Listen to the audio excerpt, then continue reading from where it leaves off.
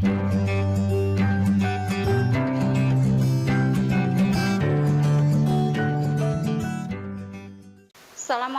warahmatullahi wabarakatuh. Nama saya Ibu Sumiati akan membawa tema yaitu meneladani sifat mulia Rasulullah Shallallahu Alaihi Wasallam. Satu, pengertian iman kepada Rasul. Beriman kepada Rasul mengandung maksud meyakini dengan sepenuh hati bahwa Allah telah mengutus para Rasulnya untuk menyampaikan wahyu kepada umat-umatnya. Allah berfirman, artinya sungguh Allah telah memberi karunia kepada orang-orang beriman ketika Allah mengutus seorang Rasul, Muhammad, di tengah-tengah mereka dari kalangan mereka sendiri, yang membacakan kepada mereka ayat-ayatnya, menyucikan atau jiwa mereka dengan mengajarkan kepada mereka kitab Al-Quran dan hikmah sunnah, meskipun sebelumnya mereka benar-benar dalam kesehatan yang nyata. Surat Ali Imran ayat 164. Ayat tersebut memberikan penjelasan kepada kita semua bahwa Allah mengutus Rasul dari kalangan manusia sendiri sehingga dapat diteladani. 2. Tugas para Rasul. Para Rasul memiliki tugas yang diamanatkan oleh Allah Subhanahu wa Ta'ala untuk memperbaiki keadaan kaumnya. Tugasnya sebagai berikut: sebagai pembawa ajaran tauhid yang benar, yaitu mengesahkan Allah dan kembali Al-Quran tauhid yang sesat dan kalang kaumnya. Sebagai pembawa kabar gembira bahwa hamba-hamba Allah yang taat akan mendapatkan balasan yang baik di dalam surga. Amin. Sebagai pemberi pengetahuan bahwa manusia yang ingkar, berbuat kejahatan, kemaksiatan, atau penganiayaan mendapatkan balasan di neraka. Na'udzubillahi min dzalik. Membina kehidupan manusia agar berakhlak mulia. 3. Sifat-sifat para Rasul. 1. Sifat wajib.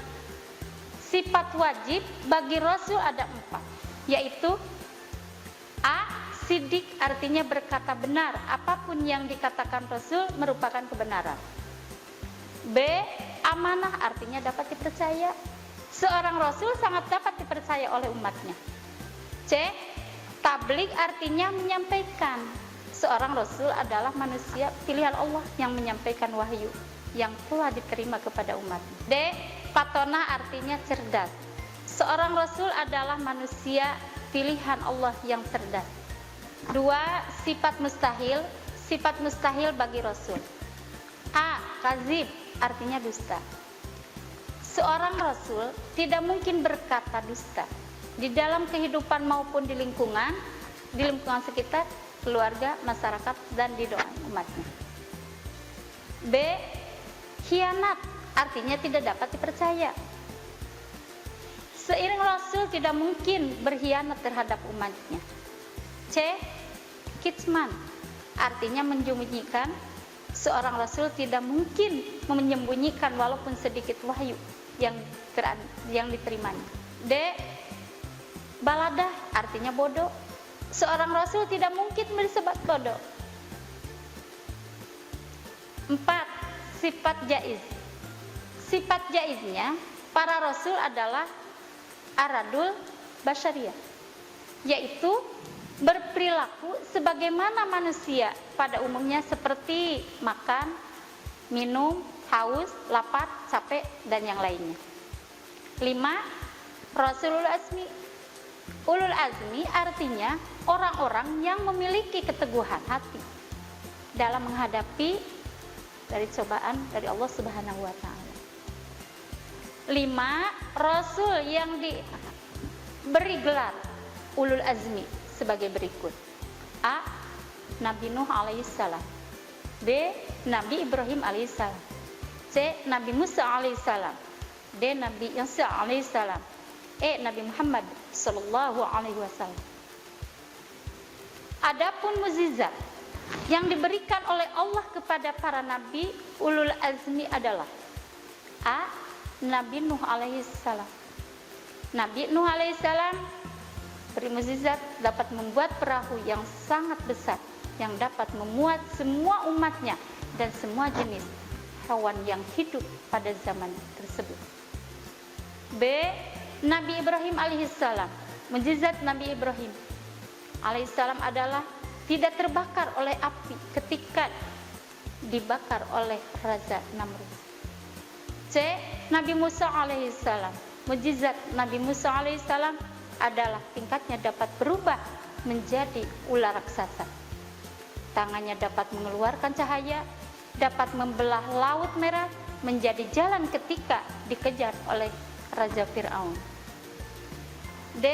Nabi alaihissalam. Mukjizat Nabi Isa alaihissalam adalah dapat mengobati berbagai macam penyakit yang sulit disembuhkan, membuat burung dari tanah, dapat menghidupkan orang.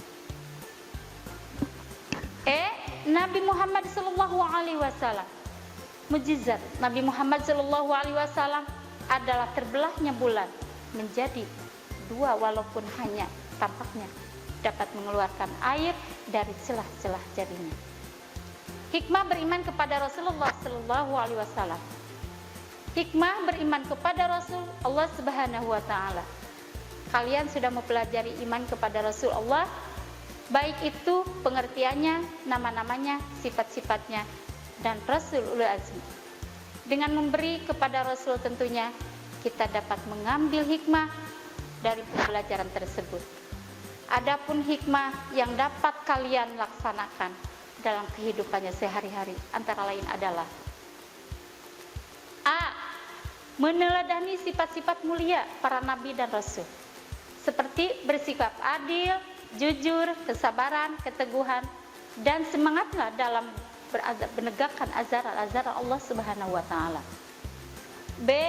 Umat-umat terdahului mengalami kehancuran dan mendapat azab dari Allah karena mereka ingkar, sombong, dan menyekutukan Allah.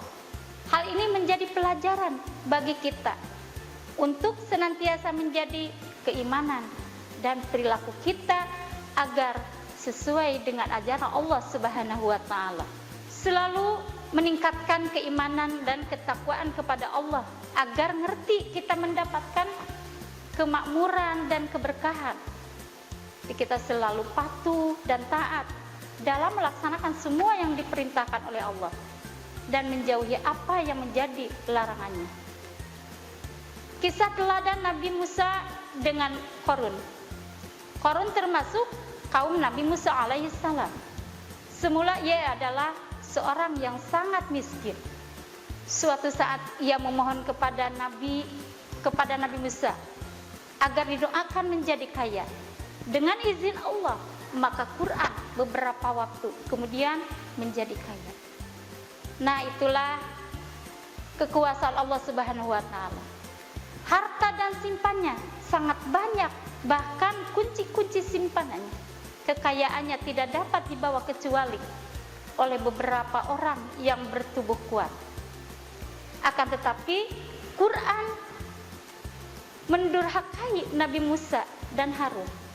Ia tidak menerima nasihat keduanya, dan ia menyangka bahwa harta dan kenikmatannya yang dapatkan adalah semata-mata haknya. Tidak ada hak orang lain, termasuk fakir miskin.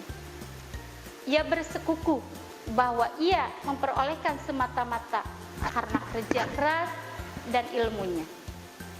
Suatu hari Qarun keluar ke Madinah dengan perhiasan yang gemerlap dan perlengkapannya yang banyak sambil memakai pakaian yang tampak mewah seperti seorang raja.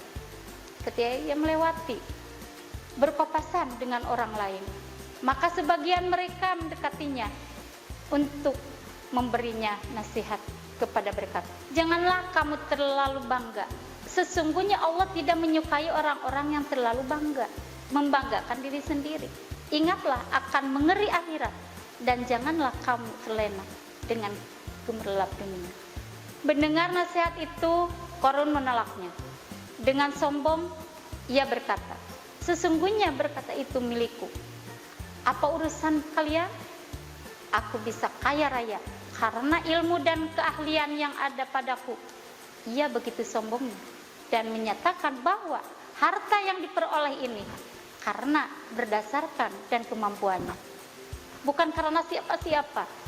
Suatu ketika Qarun keluar ke hadapan manusia dengan satu iringannya yang lengkap dengan pengawal, hamba sahaya dan segala kemewahannya untuk memperlihatkan kemegahannya kepada kaumnya.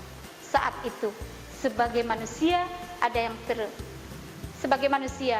yang terpukau dengan kaumnya. Saat itu sebagian manusia ada yang terpukau dengan kekayaan dan perhiasan Qarun. Mereka ingin sekiranya mereka mempunyai seperti yang dimiliki Qarun. Tetapi orang-orang soleh di antara mereka terbuka, berkata, janganlah manusia silau dengan harta. Pahala Allah lebih baik bagi orang yang beriman dan beramal saleh. Ketika Qarun terus bersikap materialistis, sombong dan congkak, benar Allah melangkan rezeki bagi siapa yang dikehendaknya hamba-hambanya dan menyempitkannya kalau Allah tidak melimpahkannya karunia-Nya atas kita benar-benar di sisi telah membenamkan kita pula. Wahai tidak beruntung orang-orang yang mengingkari nikmat Allah. Sekian, mohon maaf bila seandainya itu Ibu banyak kesalahan maupun kehilapan. Diakhiri dengan ucapan wabillahi taufiq wal hidayah. Wassalamualaikum warahmatullahi wabarakatuh. Kunjungi sosial media lainnya seperti website kami di pkbmalkata.com, Facebook PKB Malkata Manunjaya, Instagram PKB Malkata _official. Dan terima kasih telah klik video ini. Jangan lupa like, comment, share, and subscribe untuk menunjukkan dukungan kamu terhadap channel ini. Enjoy the video PKB Malkata.